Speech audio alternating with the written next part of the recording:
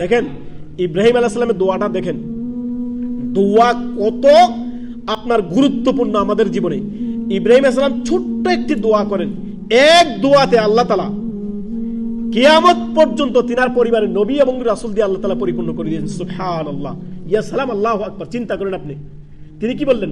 রব্বানা, হে আমার প্রতিপালক, হাবলানা মিন আজওয়াজিনা ওয়া যুররিয়াতিনা কুররাতা আইয়ুন ওয়াজআলনা লিল মুত্তাকিনা ইমামা। দোয়াটার আপনার মর্ম কথা বুঝুন আপনি। রব্বানা, হে আমার প্রতিপালক, হাবলানা মিন আজওয়াজিনা, আল্লাহ আমাকে এমন স্ত্রী দান করেন, এমন সহধর্মিণী দান করেন, এমন আমাকে আপনার স্ত্রী দান করেন যা দেখে আমার কি হয়, তা এমন সন্তান সন্ততি দান করেন যা দেখে আমার কুররাতা আইয়ুন, আমার চক্ষু শিথিল হয়, অন্তর প্রশান্ত হয়। তো ভালো সন্তান দেখলে তো মানুষের অন্তর প্রশান্ত হয় না? দিনদার আল্লাহর সন্তান দেখলে, আবার দিনদার রমণী দেখলে, নবী সাল্লাল্লাহু আলাইহি ওয়াসাল্লাম কি বলছেন? পুরো দুনিয়ার পূর্ণ নিয়ামতের মধ্যে সবচেয়ে বড় নিয়ামত হচ্ছে নেককার, আপনার দিনদার আল্লাহর স্ত্রী।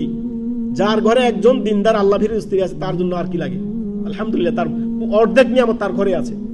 অতএব দেখেন, দোয়া যারা বিবাহ শাদী করেছেন বা করবেন বা অলরেডি করে ফেলেছেন, ওই সমস্ত যুবক যুবতী সবার জন্য বলবো আমরা, এই দোয়াটা আম সবার জন্য দোয়া করবেন। রব্বানা, হে আমার প্রতিপালক, হাবলানা মিন আজওয়াজিনা ওয়া যুররিয়াতিনা কুররাতা আইয়ুন ওয়াজআলনা লিল মুত্তাকিনা ইমামা। হে আল্লাহ, আমাকে এমন সন্তান সন্ততি দান করেন, এমন স্ত্রী দান করেন, এমন স্বামী দান করেন যাতে দেখে আমার অন্তর শিথিল হয়, কুররাতা আইয়ুন, চক্ষু শিথিল হয়।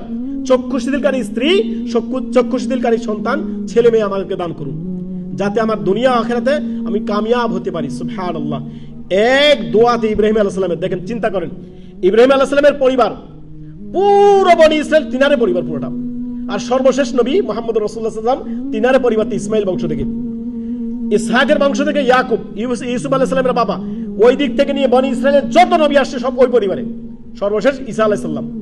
চিন্তা করেন, তারপরে এই দিক থেকে ইসমাইল বংশে সর্বশেষ মুহাম্মদ রাসূলুল্লাহ সাল্লাল্লাহু আলাইহি ওয়াসাল্লাম। চিন্তা করেন তো, দোয়া করার দরকার না?